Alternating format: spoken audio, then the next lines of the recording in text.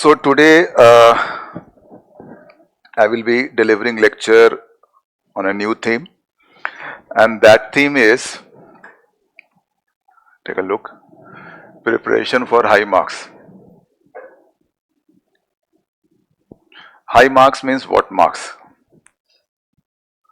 In optional,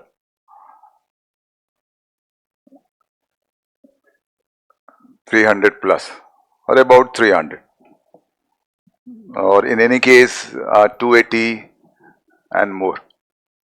Okay, right. And you know, everyone wants to obtain high marks.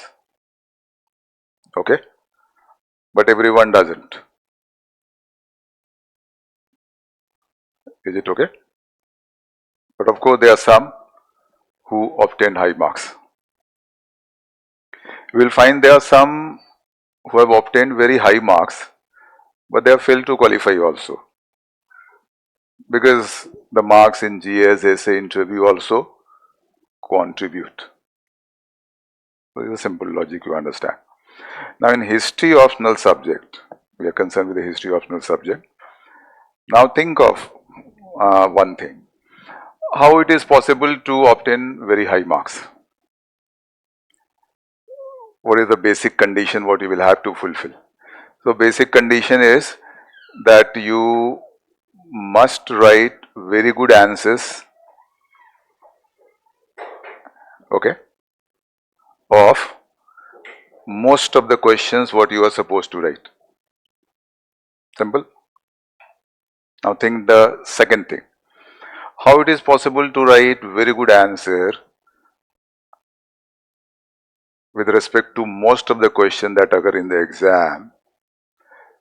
This is possible only when the themes that occur in the questions are those themes what you have already considered in your preparation, and you have prepared those themes and issues very well.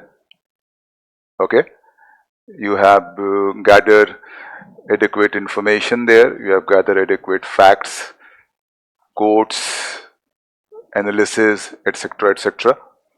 Plus you have practiced some answer writing on them. Is it very clear? In case this is not the case, that means many themes and issues occurring in the question, in your preparation you never considered them, or those themes and issues were out of your preparation. So naturally then you cannot write very good answers. Very simple logic. Eventually what I want to say here, essence is what? Essence is that your selection is very important. That is the selection of issues and themes related to every topic.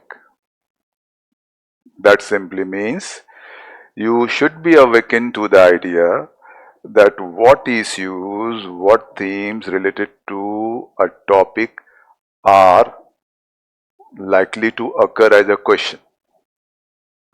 If this idea is missing, then what happened? You are working on certain issues. Out of those issues, a few questions occur, and then many questions are beyond those issues what you didn't consider in your preparation. You didn't consider why? Because your idea of the issues and themes related to that particular topic was very limited or poor. I give you one example, right? One general example to understand this thing. Suppose you have to prepare fruits. So normally what happens? You will be focusing on the major and the popular fruits. Like you will be preparing mango, banana, apple, grapes, pineapple, papaya, guava, right? And when you enter the examination hall, I mean our exam is such, civil services exam. When you enter the examination hall, you find there is a question related to fruit, but that fruit is avocado. Now the question is, discuss the features of avocado. Now your preparation of mango, banana, papaya is all become useless. Do you get the idea through this example? This is what is happening. This is what is happening in prelim first. This is what is happening in GS main, then optional main. This is happening in essay, everywhere. So the takeaway here is that it is very important to be awakened to the idea that what issues and what themes are highly relevant that could occur as a question, related to any topic, and what issues and themes are not relevant that could not occur as a question. So you will have to isolate yourself from certain themes and issues, and you have to incorporate certain other themes and issues. And of course, these themes and issues are the themes and issues that could occur as a question. And this you have to consider in the light of the pattern of the question. Okay, level is high. So issues and themes we should select that must be such that match with this level. Normally what we find, we focus on popular issues and themes, and we prepare in a simplistic manner. In this case, what happened? There are many other themes and issues that are left untouched, and they are mainly the question. So then finally you find there are so many questions that are beyond your reach. You are not comfortable in handling them, though you try to write, but your answer becomes poor answer. And I have said, in order to obtain very high marks, it is important to write very good answers related to most of the questions. Is it okay? I have selected 4 examples, okay, in order to explain this thing further, what I have said just now. One example related to ancient Indian history, one related to medieval Indian history, one related to modern Indian history, and one related to world history. And I've tried to select the most popular topic, or one among the most popular, you can say, so that all of you understand it very well. Alright? See what I want to explain here.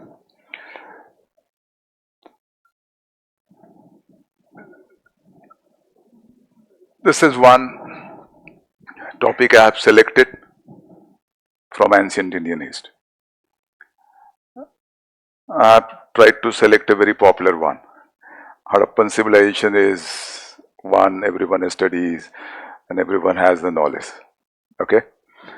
Now, when you prepare this topic, you prepare various issues and themes related to the topics. So various issues and themes are involved here.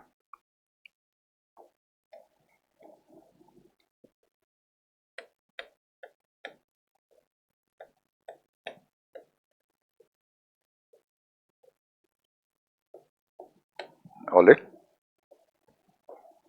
Now what is important is selection. Because see, you don't have to read the topic, you don't have to study the topic. Rather, you have to prepare this topic for civil services exam for history optional subject. So that level we have to follow. Okay? There are many issues and themes. What I have done here is, I have not presented all. I have presented some.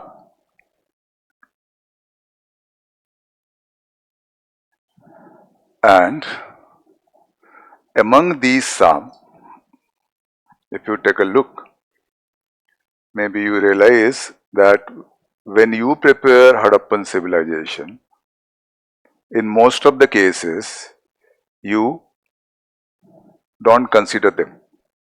or you don't consider them very properly. If I give you example, when you prepare Harappan civilization, your focus is town planning. Town planning is one issue. Your focus is religion. Your focus is trade. I hope you're getting my point. This way, you consider certain issues and themes. Suppose you consider 10 such issues and themes related to this topic. But the pattern is such nowadays that this 10 is a very poor approach, because many you are considering, they will never occur as a question. We shouldn't expect any question on town planning, for example.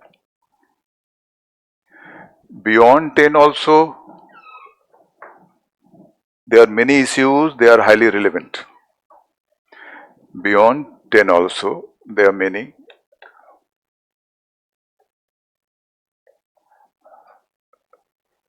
that are highly relevant for the exam. There is always a likelihood that there would be a question, if there is a question from Harappan civilization. Among many I have presented here, these are not all, just some. In fact, my plan was to accommodate all this in one slide, one topic in one slide. So I didn't want to go beyond this. The rest we'll discussing in detail in the class. So one slide I have used. So these are among many. Now think of your preparation of Harappan civilization. Seeing this, maybe you realize that you don't consider them, or you don't consider them very properly. If you don't consider them, and there is always a chance that question could occur, naturally that question is out of your reach. This is the same example, mango, banana and all, question is avocado. You are preparing town planning, religion, trade, etc. Question is throw light on contact of Harappan civilization with non-Harappan cultures. So maybe you don't know anything here. Or even if you know little. On that basis, you cannot write a very good answer. In order to write a very good answer, there is a need to consider them while preparing. And considering them means understanding them well and gathering adequate content on them, plus answer writing on them also. Only then you can ensure that, if that, and then after revision, of course. So suppose revision we exclude. We assume all of you are revising very well. So if we do this, then we are in a position to attempt in a brilliant way, and then we can score. Are you getting my point? So these are some issues and themes related to this very popular topic. And you also think how many of these you normally prepare. So you might be realizing you don't prepare them, you don't consider them. Now through this, one more thing I want to tell you. As the people say normally, what I have said already, that don't follow many sources, follow one source, revise them over and over again. Suppose Harappan civilization, if you follow one source, only one source, then what will happen? Many of these issues won't be there in that source. Now that source you are revising over and over again. What the use? Suppose in that source you don't have farming cultures outside Harappan civilization. You don't have, suppose, Harappan technology separately. And question is Harappan technology. Then that source doesn't help you. So need is to diversify.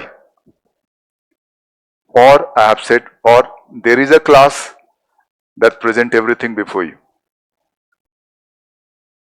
So there are only two choices. Either there is a class that present all the issues and themes on which question could be occur, or if the class is not like this, so you have to diversify the sources. Then working on one source is useless. Simple logic. Is it okay? In our classes, this is one big focus. So whatever topic we will be considering in the class, a major focus is those themes and issues on which question could occur. Your goal is also this. Suppose on Harappan civilization, I keep on teaching you town planning and trade and religion and these kind of basic things, and I cover the whole topic. That is not going to make you attempt the questions related to Harappan civilization, because questions won't be just like this. Maybe out of 10 what you prepare, maybe one, maybe there sometimes. But the probability is very less. Higher probability is what? Like these kind of issues we should prepare. Is this okay? So considering the issues, I hope you understand that since the level of the exam is very high, so level of the issues involved in any topic is also very high. So basic issues do not occur as a question in general. Out of the total, I think hardly, I mean both the papers I am saying and all the sections, hardly 2-3 questions could be there from that. Now pattern is such. So I hope this helps you, right? Okay. Now take second example from medieval Indian history. This is another very popular topic. I mean deliberately I have chosen very popular one, Bhakti movement.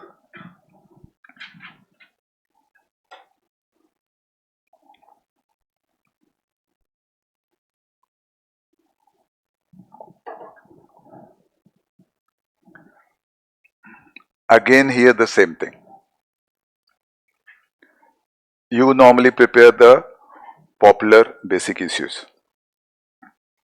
Bhakti movement, so you prepare suppose the causes of Bhakti movement, impact of Bhakti movement, you prepare some ideas of some Bhakti saints, for example, like significance of Bhakti movement, these kind of things.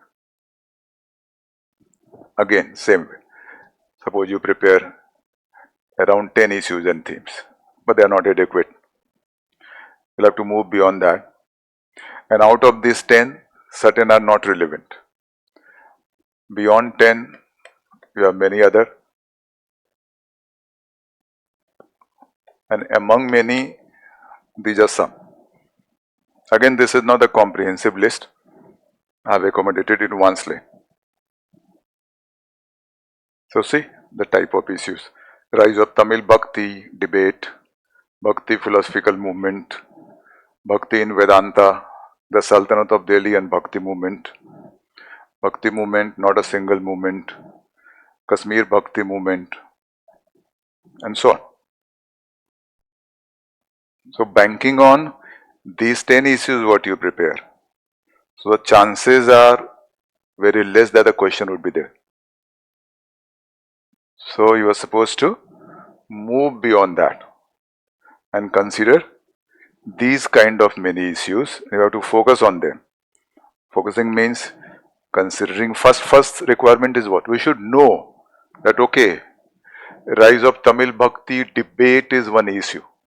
First, this knowledge is important.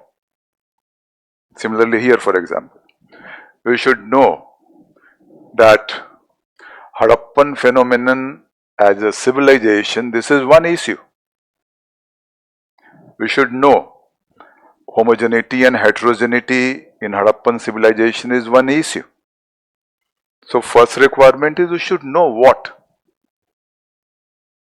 So basic problem, I mean those who are not obtaining very high marks, the basic problem is they don't know what all.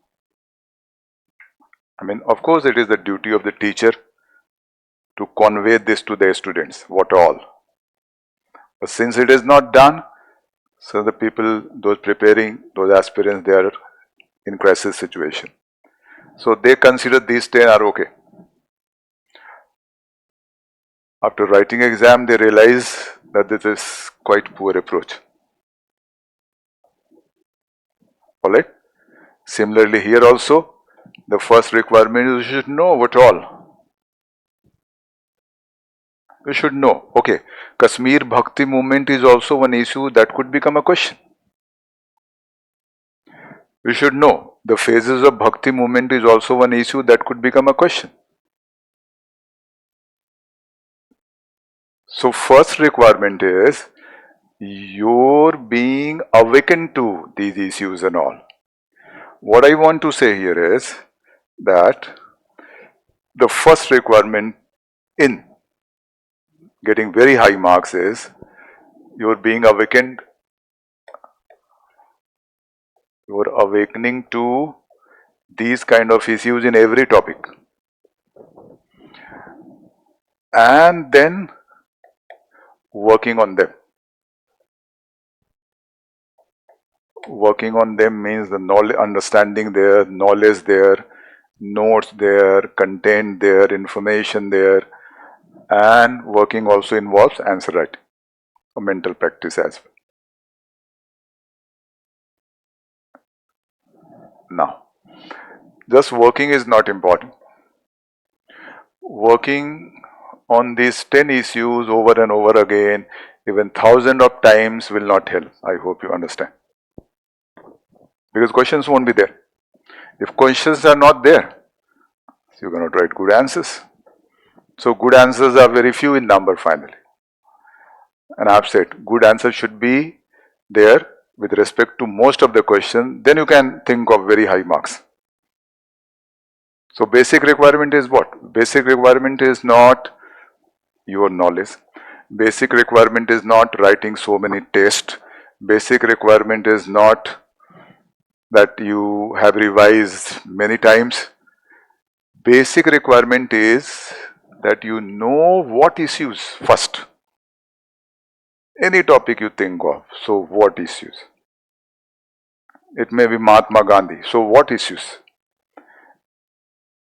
It may be Radha Ram Mohan Roy, so what issues?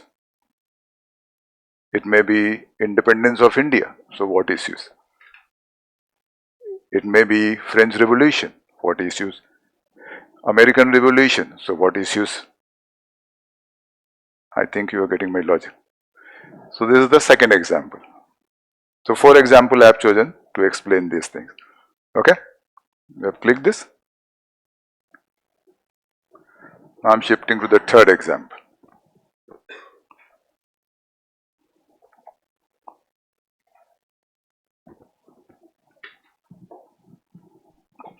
Now let's move on to the third example that is related to modern Indian history.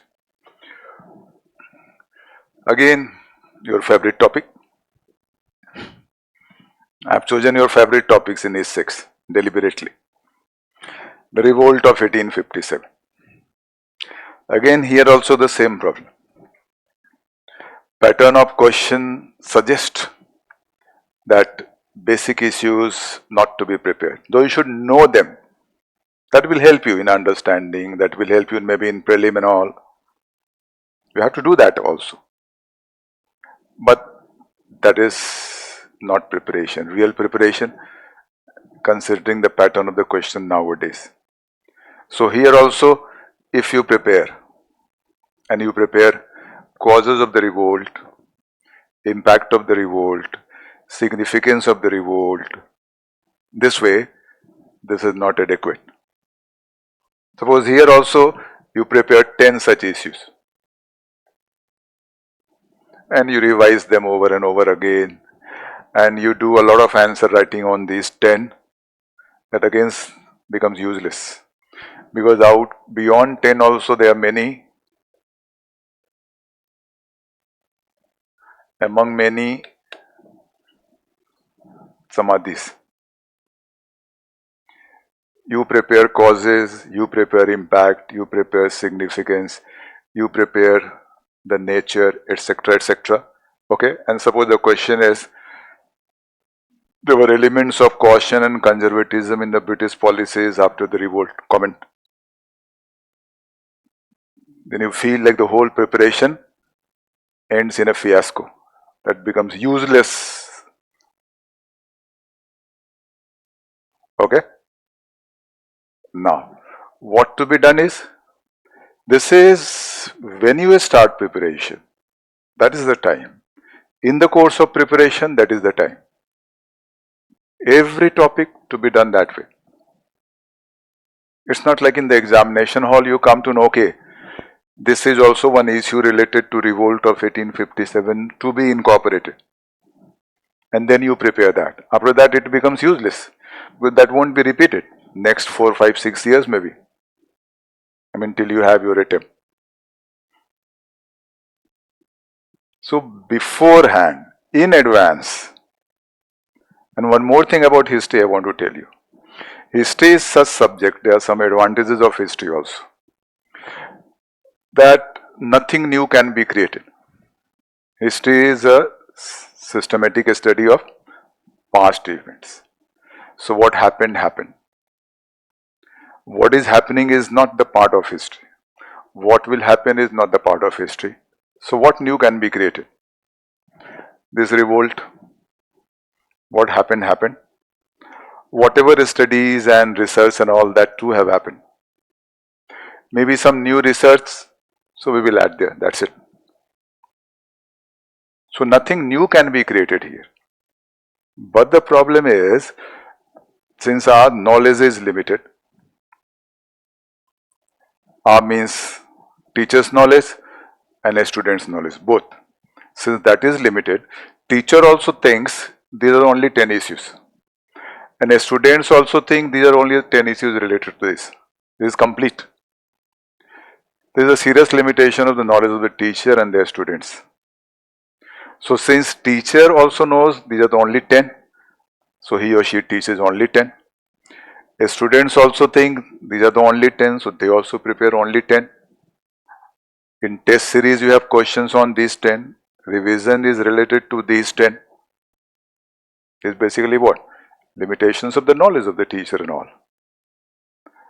But if knowledge is comprehensive, plus the knowledge of question is also there, that is also very important. What type of questions are occurring? If that is there, considering the nature of the question, if a teacher teaches, then the teaching would be entirely different. That won't be confined to these 10, that will move beyond. And since nothing new can be created in history and there is no current as well, in other optional subject, many new things could be created because current dimension is there. Here nothing new. Related to revolt of 1857, all issues, themes are already there. Now this is our duty to find them. It's basically the matter of discovery, not invention. We'll discover because this is there somewhere. Upset. Question is, there were elements of caution and conservatism in the British policies after revolt. Comment. It's not like I have created a new one. This is there. This is one standard issue related to this. So we should know that. Okay, this issue is there. Once we know this issue is there, we will prepare this. Once we prepare, we become comfortable. And then there is a chance of this being a question. So we are comfortable with the exam. Okay. So here also see, revolt of 1857 was not an isolated event in the history of revolt. The issue of inevitability, that means, was the revolt of 1857 inevitable? That means, could it be stopped? Give your views. Now we are preparing causes, impact, etc. And the question is, do you think the revolt of 1857 was inevitable? Give your views. Then we can't write anything. I hope you are getting my point. Similarly, a spread not in South. Why? Do we prepare a spread? This happened here, these leaders emerged, these things, the stories we study. But if you don't consider this issue that is highly relevant, that why there was no spread in South, how do you explain it? That you don't know the answer. Why? Because you haven't prepared this. Why? It's not deliberately. Because you never knew that, okay, this is also one issue. See, your preparation is in fact related to your knowledge of what to be prepared.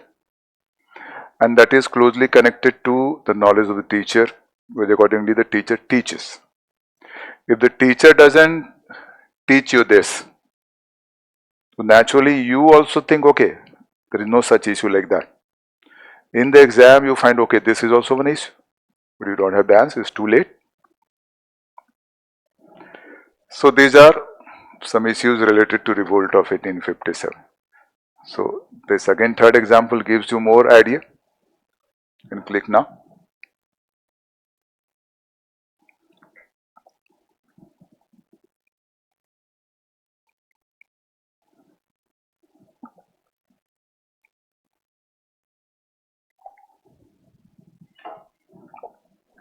I hope you are realizing what I want to explain.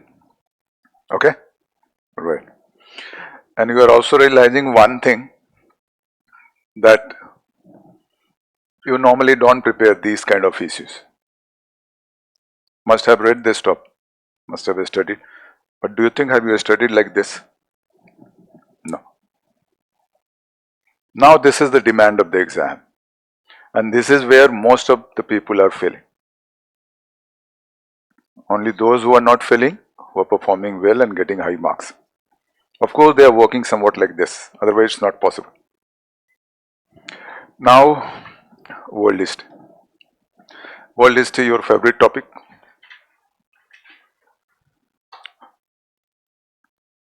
So do you think I have selected your favorite topics in each section? Yes. Because if I choose a difficult topic and then I present the issues, you may think, okay, this topic is something you never studied well, so that's why you are not understanding. So it was very deliberate. Present a favorite one, what normally you study and you know many things related.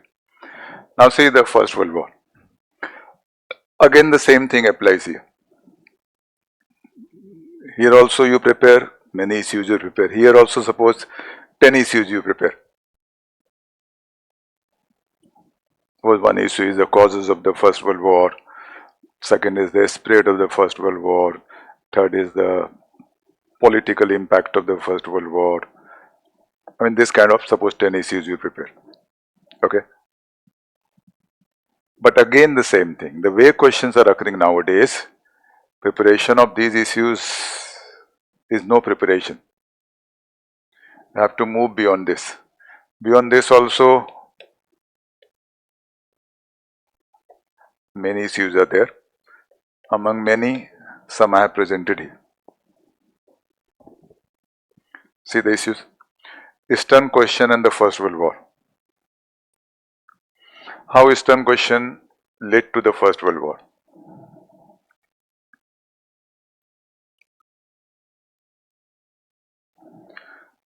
First World War was a war of tension, not intention. Entry of non-European powers in the First World War. Why? Like United States and Japan. Because it was mainly European war. But why did these non-European powers enter? I mean, you have to write answer, full answers. First World War known as war to end all wars. Explain. Now, same situation will happen.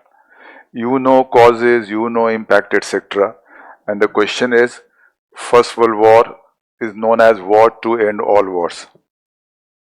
Comment. I don't know what to write. What is this? Sometimes even what is this? Like what happened in prelim. What is this? So in main also this is happening. What is this? I mean, not to speak of writing. First, what is this?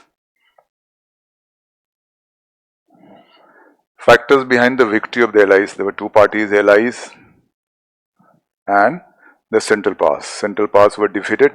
Allies emerged victorious. So why?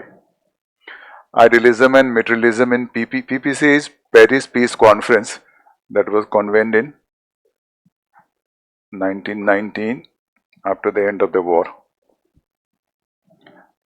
So idealism and materialism in PPC.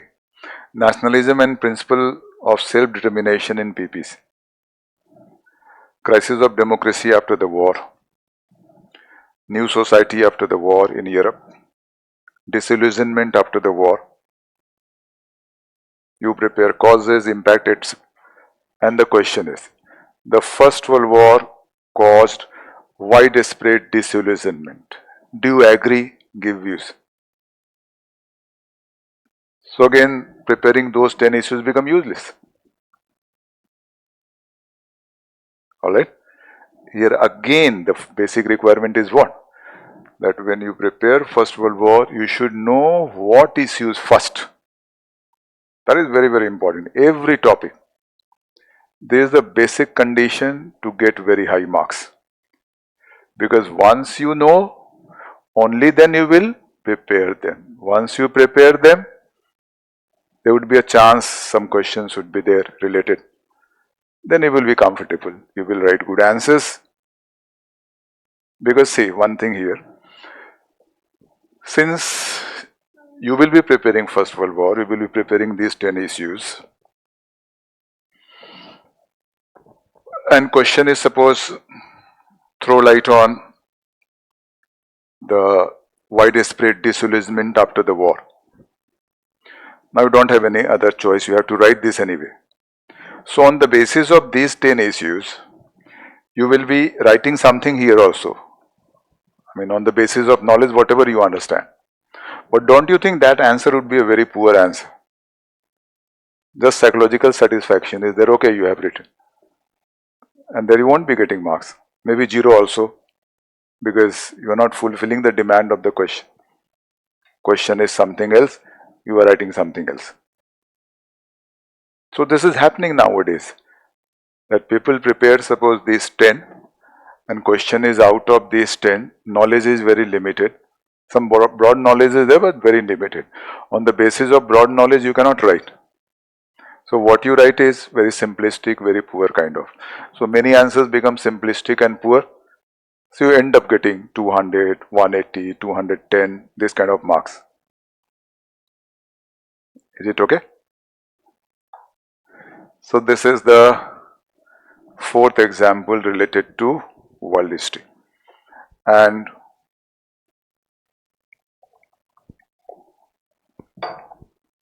through one example each, I mean every section explains you better what I want to convey. Alright. Now the same thing I want to explain further through the PYQs. Okay. Now what I have explained is the explanation on the basis of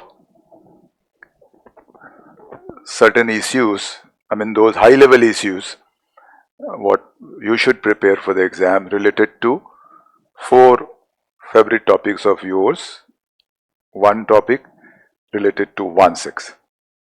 Okay. Now the same thing I am going to explain further through PYQ. In the PYQ, what I have done, I have chosen some questions, not all the questions, but I have to give you the idea, some questions from the recent exam, that is 2025 and 2024 main exam. Okay. So PYQs 2025, 2024. Because the recent exams, last 2 exams, last 2-3 exams, they present their standard. What is standard you should follow. Okay. So they are the best models, you can say. So here see, in this slide 4 questions are there. First question is, the Chalcolithic people were experts in microliths and were also skillful workers in stone. Elucidate. This is from ancient Indian history. This is related to a topic, Chalcolithic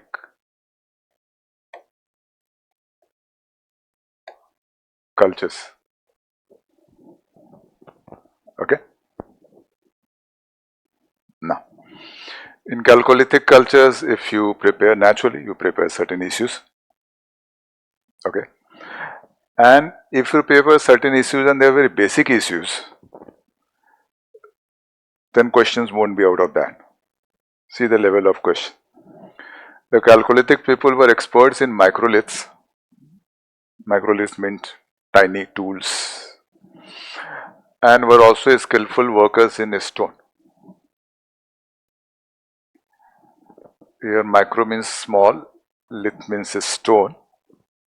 So small stone tools and skillful workers in the stone. Now think, what kind of knowledge is required here? Basic knowledge. On the basis of basic knowledge you cannot answer this. So here the issue involved is, see, when we use the term Chalcolithic, so in Chalcolithic term, Chalcolithic, copper, stone. So this represents a cultural pattern in ancient times that was marked by use of a stone, at the same time use of copper as well. So Chalcolithic. Okay. Now what is very interesting here is, though Chalcolithic, but the number of copper tools and weapons what we have discovered, they are very limited in number. Most we have discovered is stone. So in Chalcolithic, this copper what we have discovered is very limited. Stone what we have discovered are many.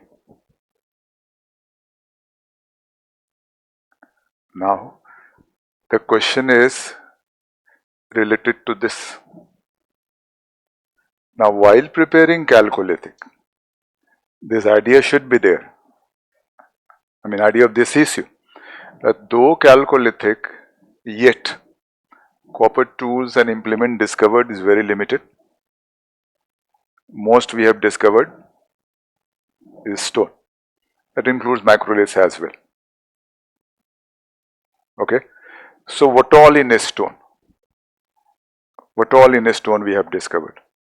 It may be a stone tools, a stone implements, it may be a stone embankment, a stone built houses, it may be a stone built dams, anything related to a stone. So if this idea is there, that very limited copper and a lot of stone, so accordingly you prepare. When accordingly you prepare, so you know about this very well. What all in a stone?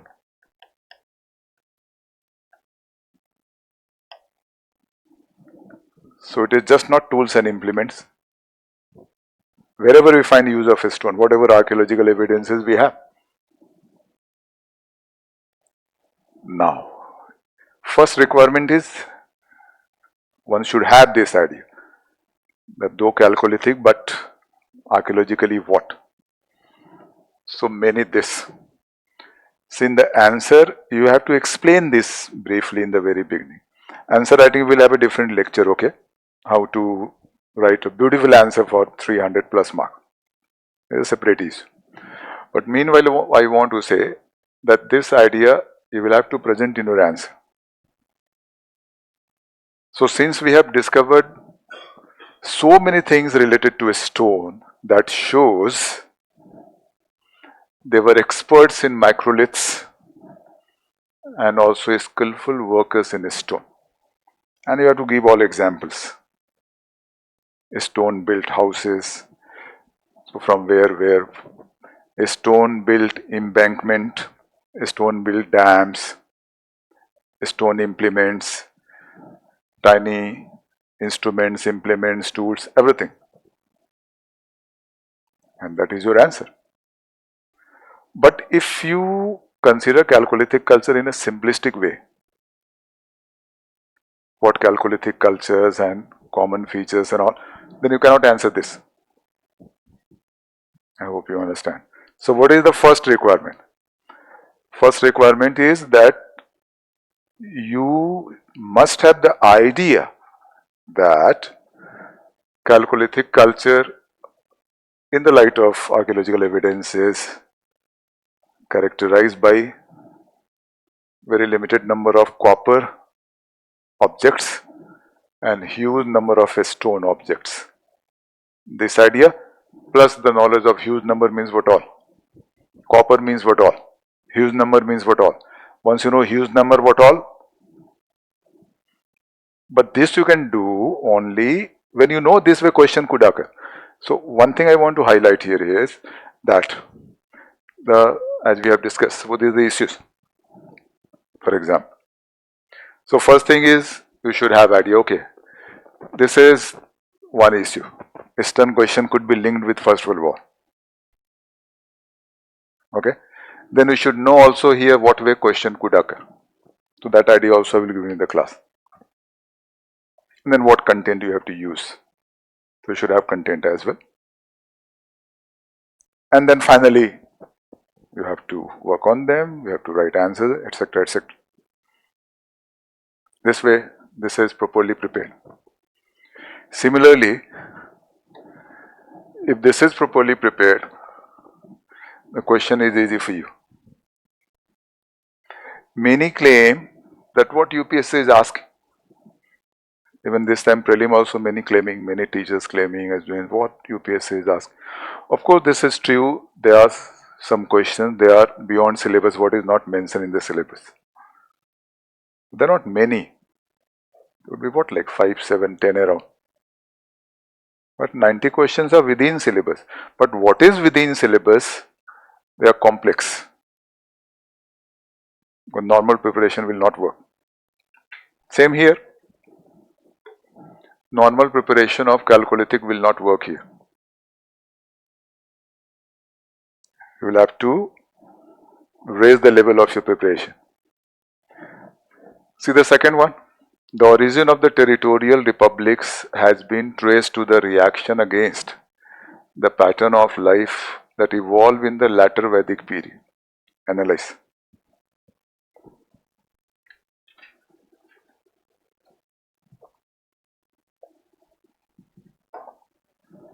This is also from ancient Indian history. This is from the topic republics. In the age of Mahajanpadas, many republics emerged.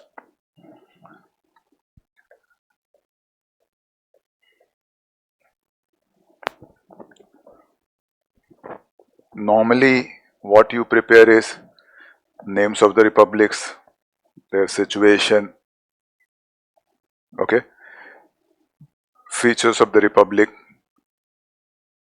what kind of political system they represented, okay. Maybe you study fall of republics, for example, but that will not help you here.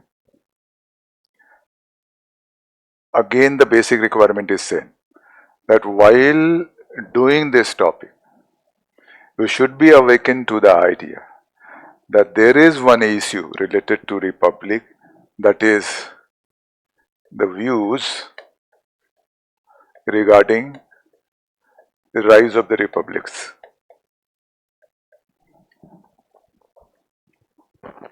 So while preparing, this idea should be there. Again in the class I will give you the idea, okay, republic topic, so one issue is this, very, very important. There are two views here.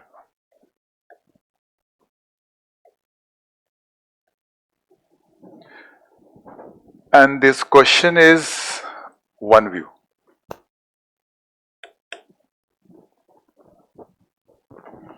The origin of the territorial republics has been traced to the reaction against the pattern of life that evolved in the latter Vedic period. This is one view in history.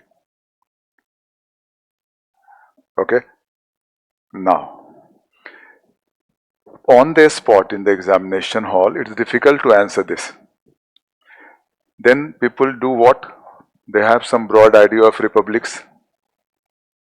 So they give a description of republic and certain other things. That is not the actual answer demanded. Actually, you're not getting marks. Now, how it is possible to write a good answer here? First condition, that while preparing, you should know there is one standard issue, views related to rise of the Republic. Then you should prepare both the views. You should know them, should have content on them, and we have done some answer writing practice, etc. Whatever. Even if you don't do answer writing practice, even that is also not important. What is very important, we should know, okay, topic Republic means one issue is this, and you should have content here. That's it. And you have to revise. Suppose you haven't written any answer on this. That is also not required. Because once you know, in the examination hall you will write. I hope you are getting my point. So what I'm in fact focusing on one thing in fact. I'm not focusing on even answer writing. When your answer writing is very limited, I know so many students, they have qualified, got very good marks without doing much answer writing. But this knowledge is important. What knowledge? What issues? That is very, very important. Like this knowledge is important. Okay, World War I. So what issues? Revolt of 1857. So what issues? Even if no answer writing before, a straight way you can write in the exam if you know them, if you have prepared them. Don't you think? Yes, you do this many cases. In prelim also same thing. Suppose some fact is there in the question. 3 facts are there. If you know, you will answer on the spot. If you don't know, so whatever practice you have done earlier, so many test series and all, that will not help you. So same thing is applicable here. Okay. Now see the third one. Also ancient Indian history. How far did the Mauryans facilitate the diffusion of the material culture of the Gangetic plains? Explain. This is related to the topic Mauryan Empire or the Mauryas.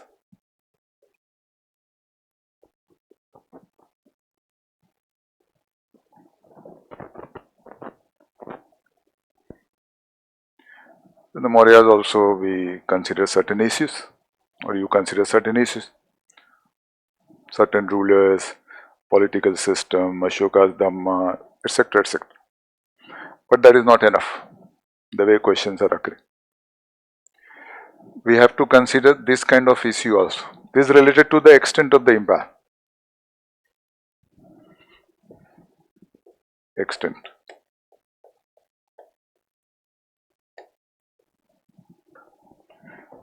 So extent, I mean on the basis of the evidences we have, was huge. It included entire Indian subcontinent excepting extreme south and extreme northeast.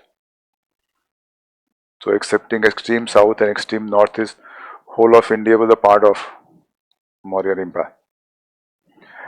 And material culture of the Gangetic plains means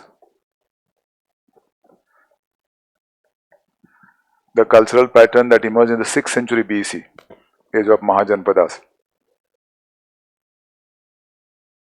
Same cultural pattern further developed under the Mauryas.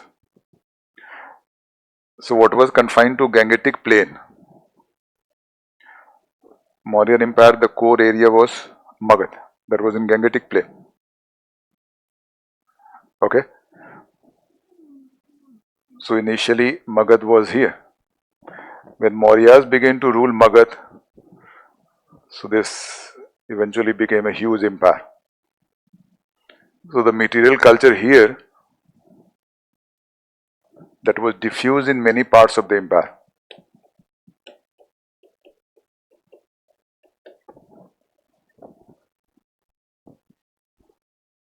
But what parts?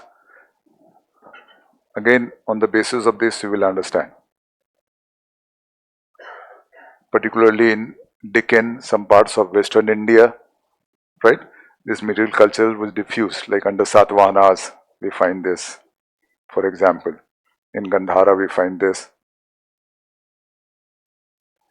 So again, basic requirement is what? Basic requirement is, while discussing the topic Mauryan Empire, this issue should be discussed. Plus, while discussing the subsequent topic, post-Mauryan age, we should connect that with the Mauryan, like urbanization in the post-Mauryan age. So in Deccan urbanization background provided by the Mauryan Empire. Urbanization is closely linked with the material culture, because that is, this material culture was connected to the second urbanization, 6th century BC.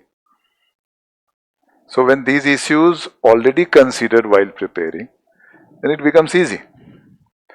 Otherwise, suppose so many things you have done in Mauryas, this all become useless just because of this one question. Don't you think so? So all efforts become useless. See number 4, this is from medieval.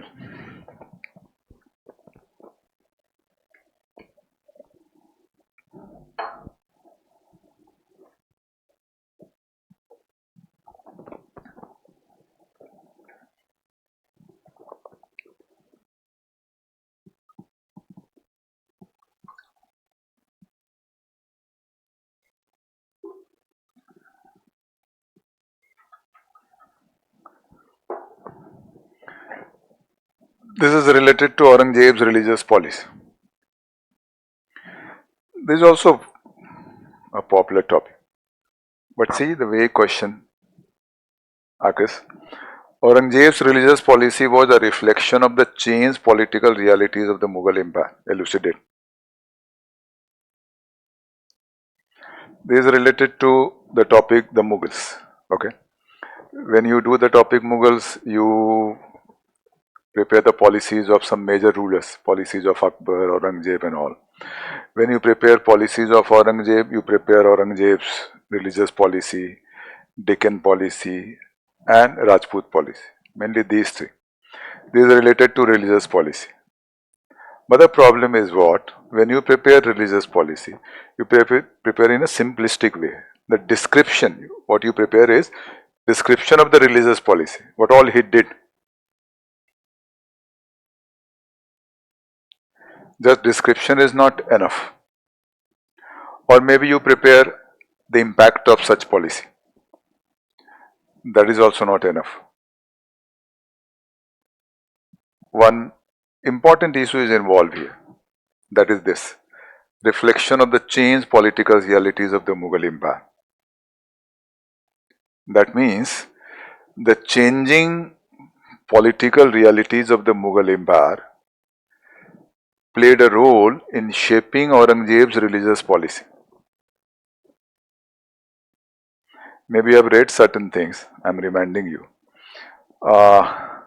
Marathas emerged as a challenge under Shivaji first. There emerged challenge from Iran also.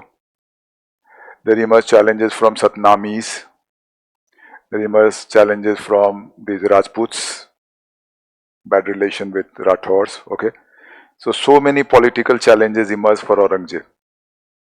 Okay, in order to cope up with these challenges, he shaped his religious policy in a particular way. That means his religious policy was a response to these challenges. This is the basic issue involved here. That means his religious policy was just not the product of his religious ideas and beliefs. Rather, it was also shaped by the changing political realities. Now, what is the basic requirement? Basic requirement is, when you do this topic, Mughals, you should do the policies of major rulers. Under major ruler, one is Aurangzeb. Under Aurangzeb, his policies to be considered. One policy is religious policy. Now, under religious policy, all issues. all standard issues.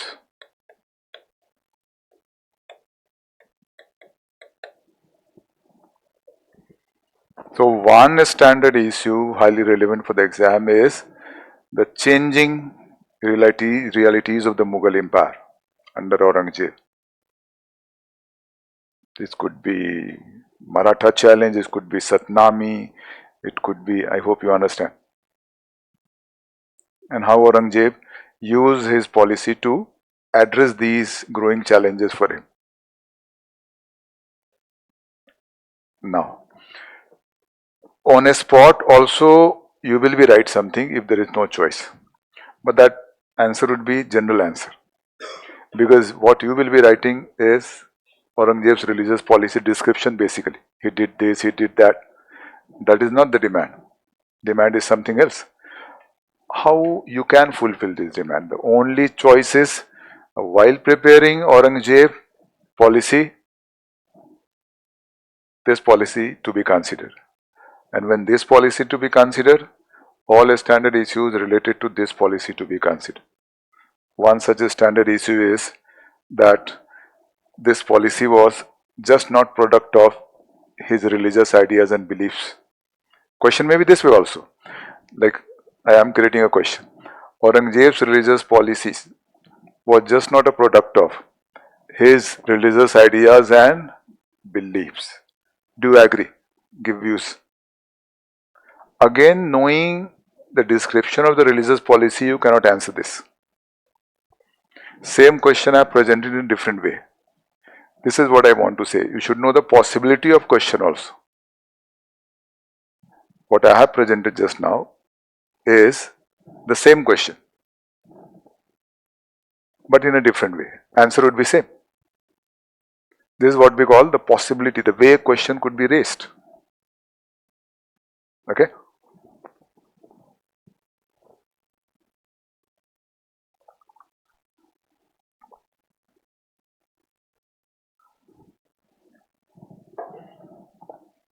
See some more questions. The significant features of the Indian Councils Act of 1892 was the principle of election, which it introduced, though the word election was very carefully avoided in it. Critically examined. Now, when you study Indian Councils Act of 1892, your focus is features. One feature is this, one is this, one is this, one is this. On the basis of features, just knowing features, you cannot answer this.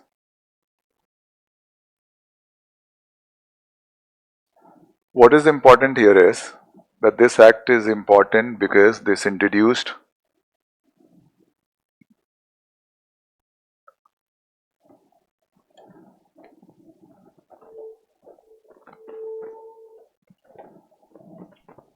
the provision of indirect election.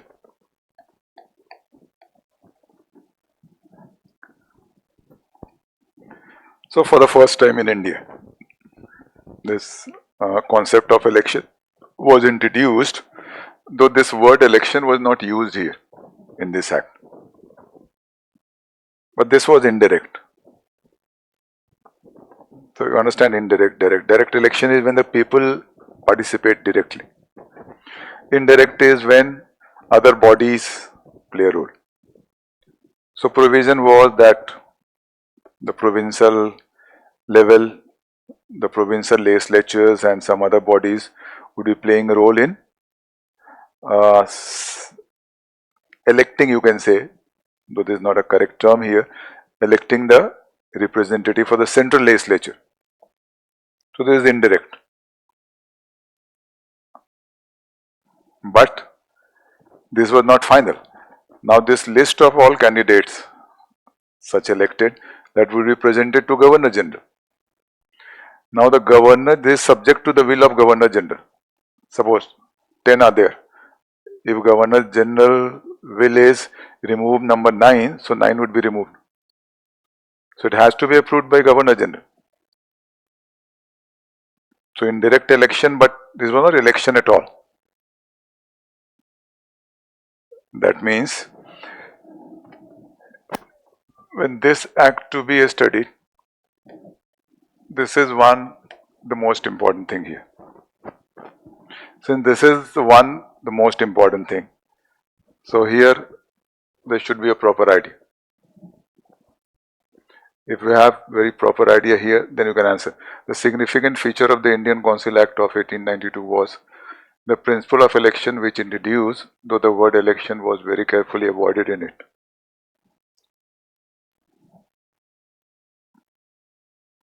This means the whole answer revolve around what kind of indirect election we introduce here.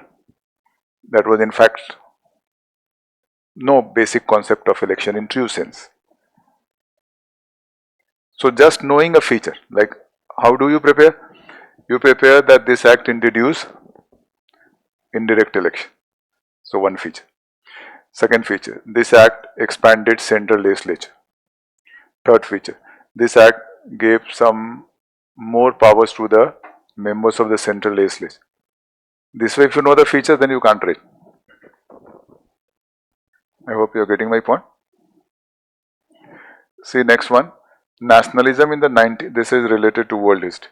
Nationalism in the 19th century was a driving force for both integration and disintegration. Illustrate with examples from Europe and other parts of the world.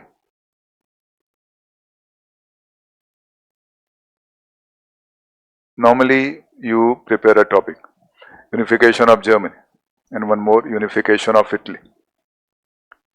Now, these two topics represent nation building process. So, nationalism played a role in integration, and two beautiful examples are unification of Italy and unification of Germany. But beyond that, then you can't read.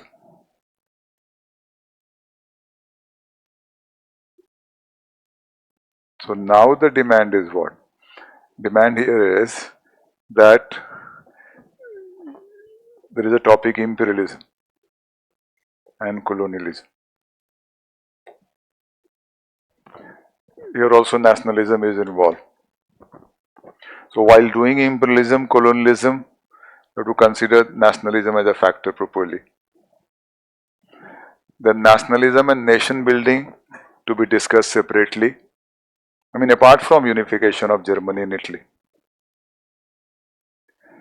If two-way this is done, then you can answer this. Then you know, like Balkan nationalism played a role in the collapse of Ottoman Empire. Then you know, like the Spanish nationalism played a role in the collapse of Napoleonic Empire. I hope you are getting my point. Then you know, Turkish nationalism under Mustafa Kemal Pasha played a role in building a new Turkey. I hope you are getting my point. So nationalism to be considered properly, imperialism and colonialism under this nationalism to be considered properly.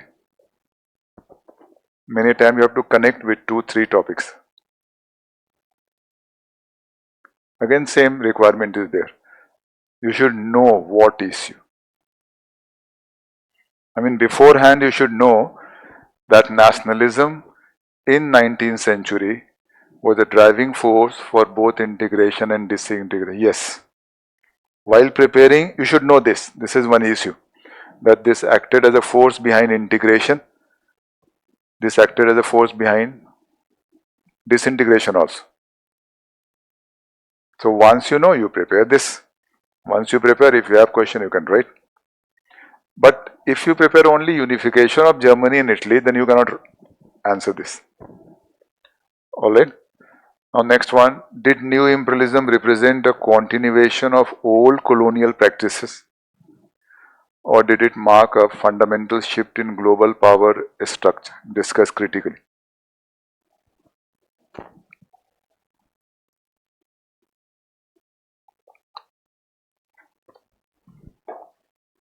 Now here, again requirement is the same, that new imperialism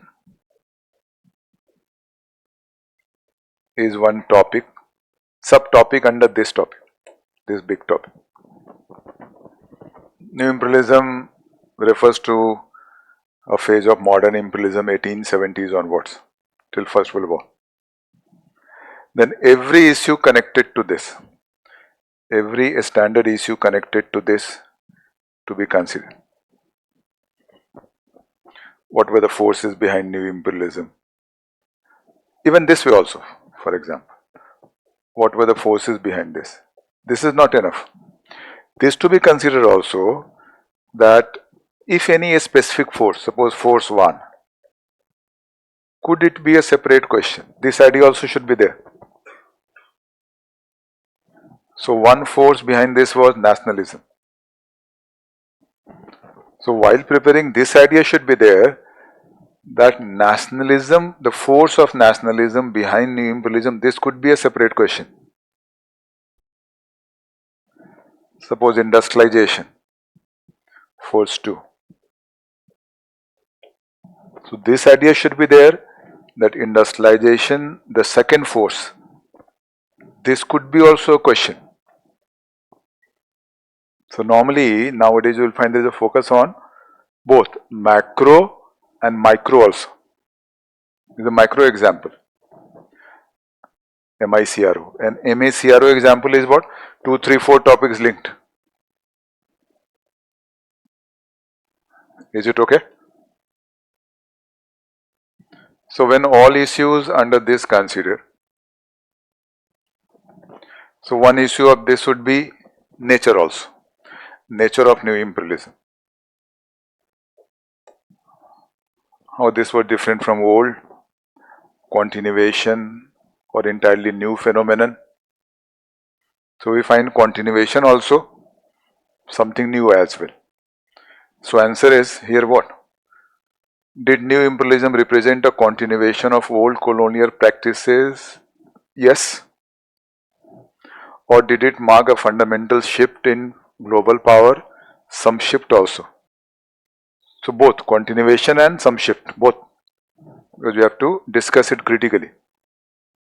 So this is related to what? Nature of new imperialism. So while preparing, we should prepare one issue. I mean, we should consider, first we should know, okay, nature is also one issue. Once you prepare, you know, okay, nature is also issue, you prepare it. Once you prepare, you can answer this kind of question. Now problem is what? Problem is you have done new imperialism, but all issues you have not considered very properly. Suppose nature is missing. When the nature is missing, then you will be in crisis in handling this. Then on the basis of your knowledge, you will write some general things, but not subject to very good marks. Okay?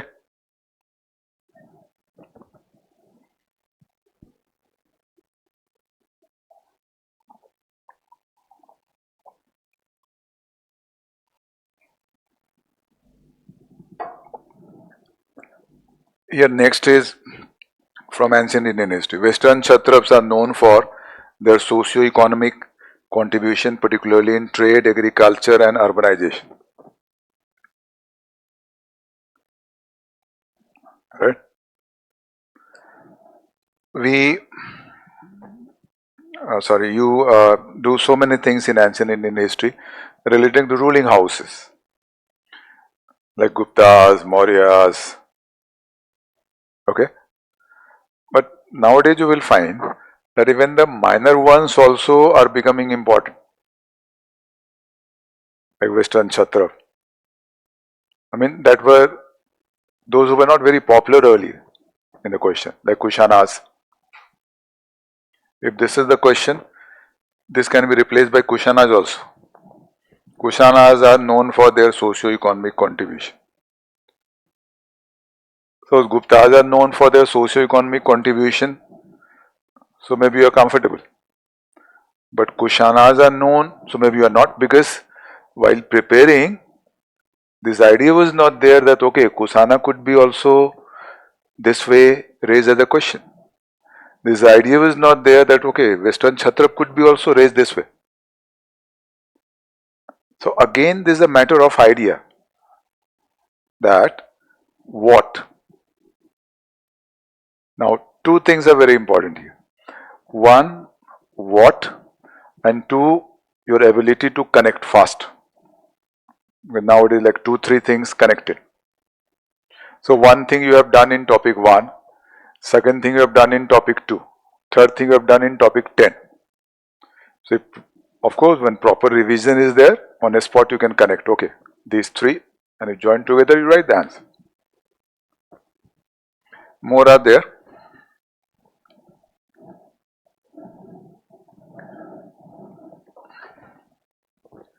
See, analyze the contribution of Acharya Triumvirate to Indian Vedanta.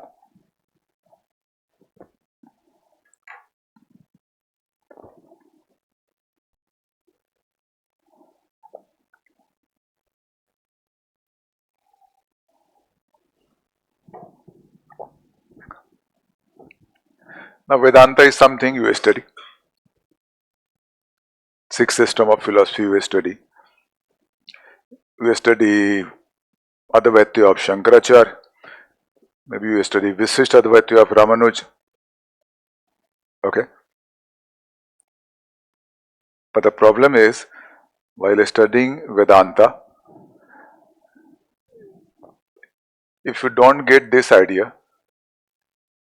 that this is the term used for 3 Indian philosophers who contributed the most to Vedanta, then you can't answer this.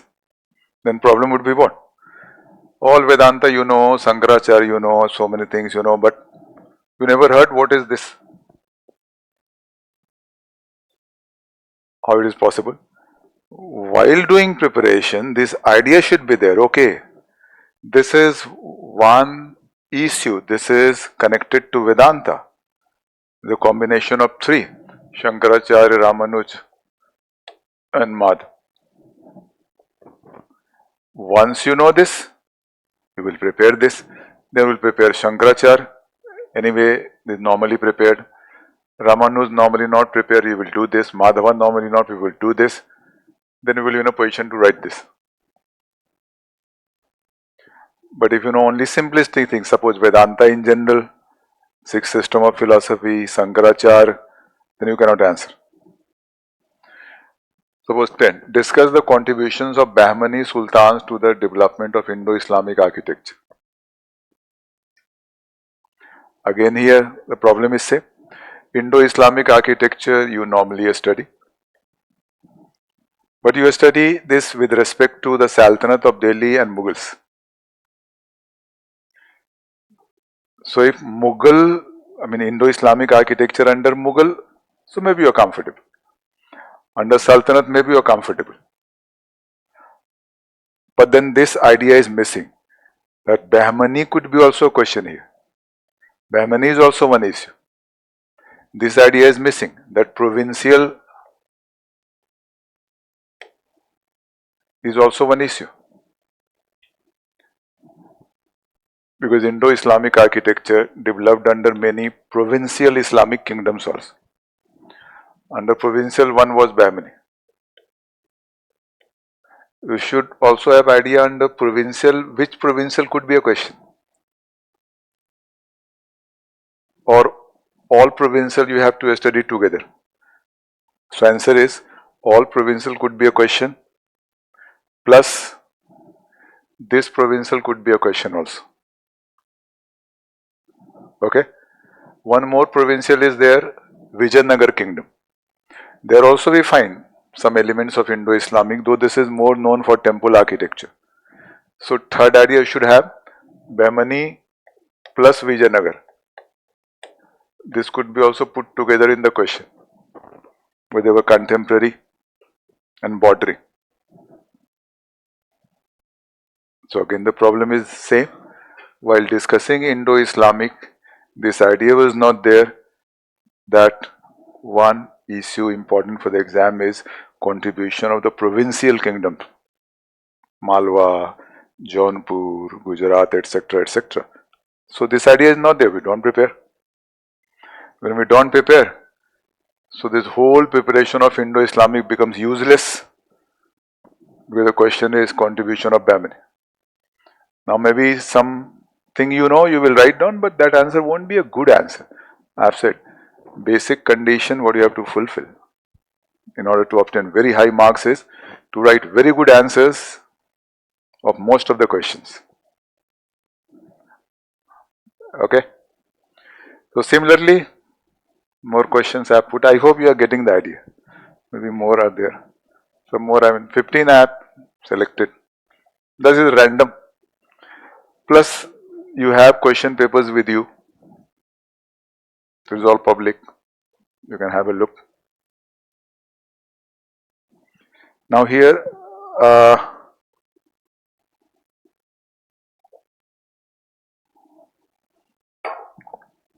the theme of what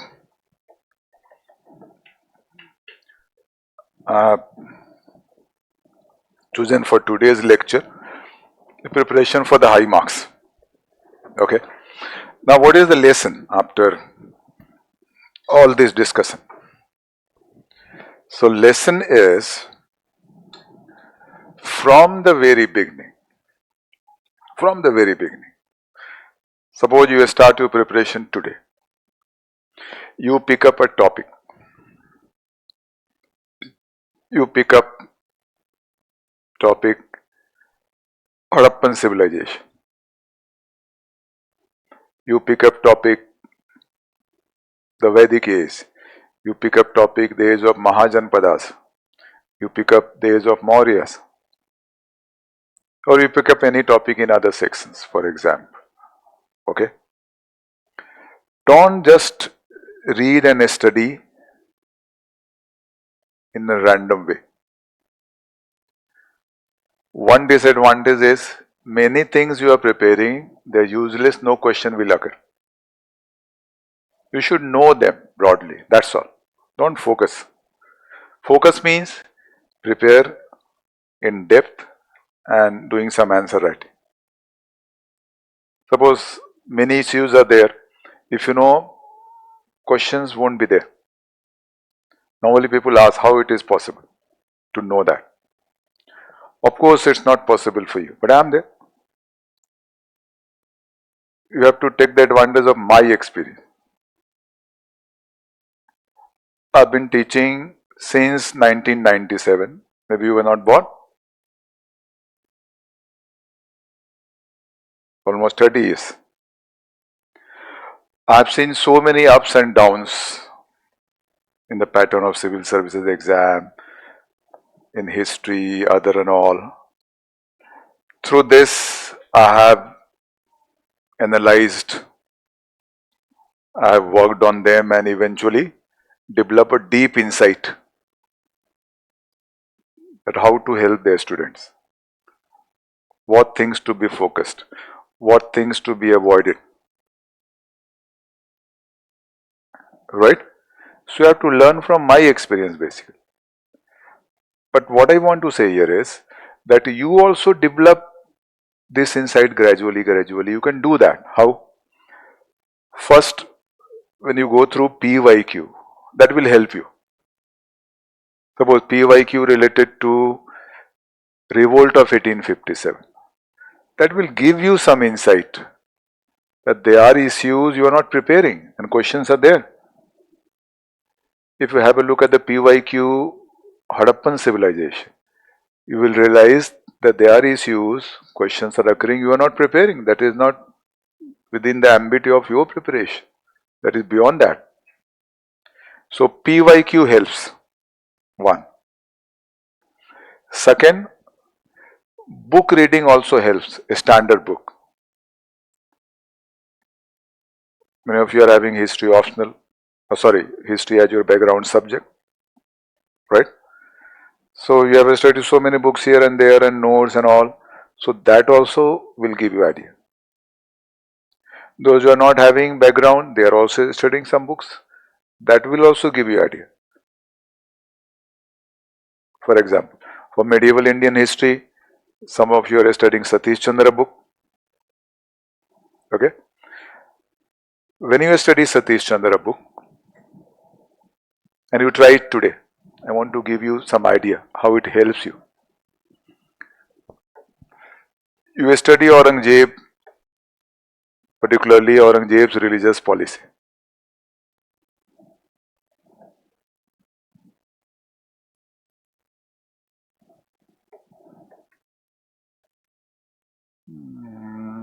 There was one question, no, related to, yes, this.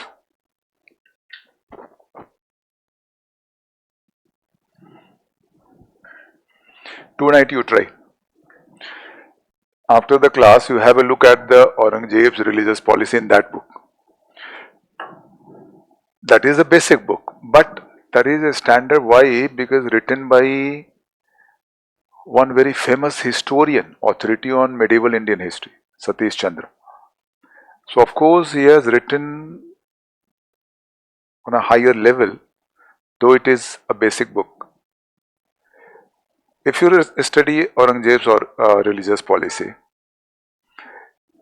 you will get some insight into this.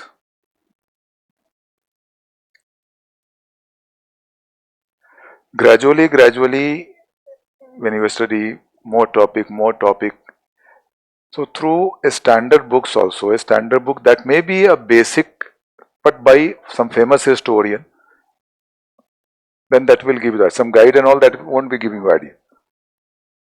That's what I'm saying. Tonight you try. Next class I will ask you, you will say yes. You get insight into this. And this is the question. So second way you can develop insight into what to prepare is through a standard books. First is through PYQ, second is through a standard books. I mean on your own if you have to do. But you are the part of the class, so anyway I will be doing everything for you. But since PYQs is public and I will be also sending you once we, our pattern is what? That when we finish one topic, I give you PYQs last 30 years related to that topic. Suppose we finish Mughals. So I give you all past year questions related to Mughals last 30 years. So that will include all questions Aurangzeb as well. And we have discussion on that. Then I give you the idea also that okay, out of these questions, some you should not include. Why? Because they won't be repeated. So I sometimes mark a star and all. So a star mark not to be considered. The rest to be considered. Is it okay? Plus, there are many issues that have not occurred as a question. For example, say,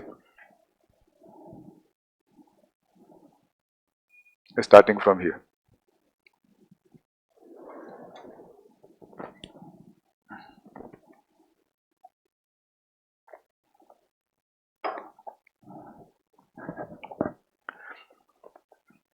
Now here say,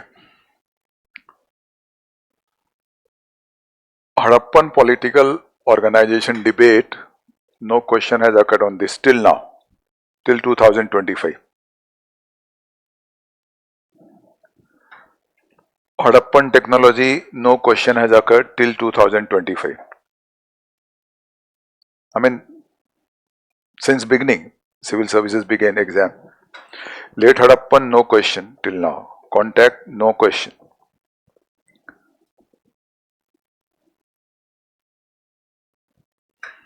Early Harappan cultures, no question. This means what? In the classes, you get the idea of those issues also on which no questions have occurred, but question could occur in future. Is it okay?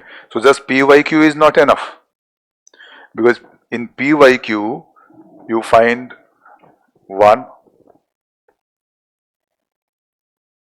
this also no question. So 1, 2, 3, 4. So through you get the idea. Then I will tell you, okay, 1, 2, 3, 4, what could be repeated?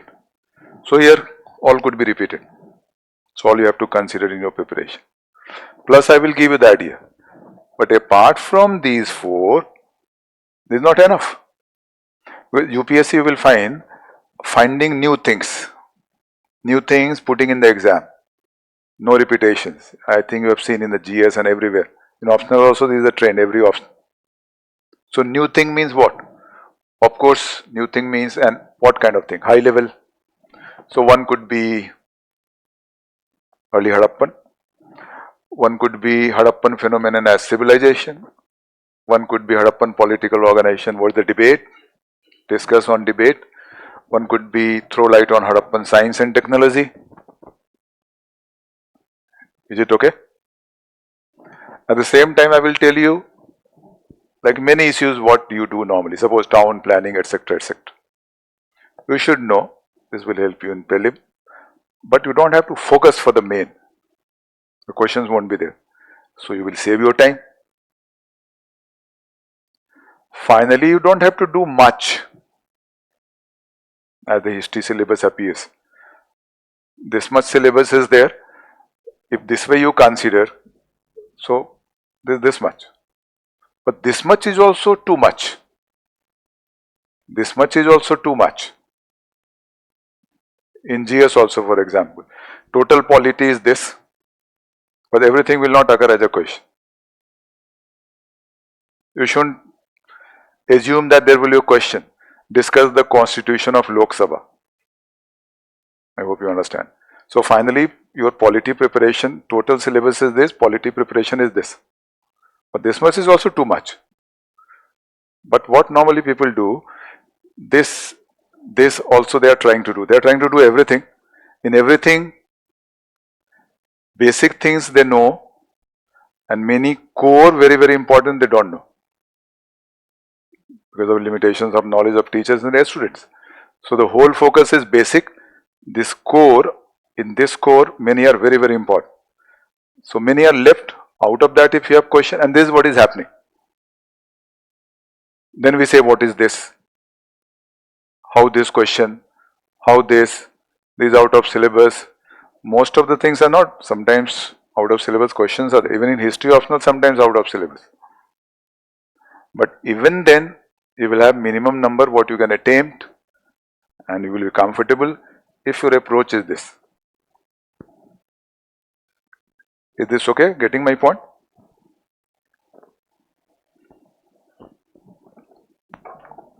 So finally, what I want to say here is that from the very beginning, your preparation should be true preparation. It should not be basic reading or just doing the things in random, simplistic way. There should be true preparation. True preparation means getting awakened to the idea like what could occur as a question. Many say it is not possible. I am saying this is possible. How? My knowledge plays role, my insight into question pattern, my experience, plus your knowledge, your knowledge of whatever you have studied earlier, whatever you were studying, PYQs, so many things are there. And history we don't have current. Everything what happened in the past. So we can ensure in advance. So in the classes, this is the focus.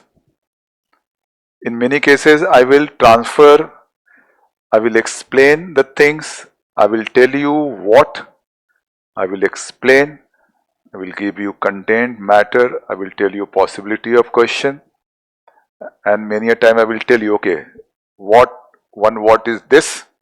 Suppose one what is Harappan technology. So the book you are studying, follow this space, this kind of, read that. Sometimes this is helpful this way also. I just tell you what, but this is the most important thing. Because if you come to know about what in every topic, the only thing you have to do is prepare that. Basic problem is we don't know the total what. If I say one what is this, and that what is straightway given suppose in Satish Chandra book somewhere. Suppose Aurangzeb's religious policy. I say Aurangzeb's religious policy is one what? Very important for the question. Then I tell you, religious policy means what all things. One issue, second issue, third, fourth, fifth. What way, possibility of question. I explain it all. Then I tell you, okay, on this, read Satish Chandra's book, Aurangzeb's. You become very comfortable. So final lesson is that the basic problem is what? And preparation for high marks depend on first what. Alright. So that's all for today's session. Then we will be meeting again a day after tomorrow. We'll again lecture on some new theme. Alright. Just a minute.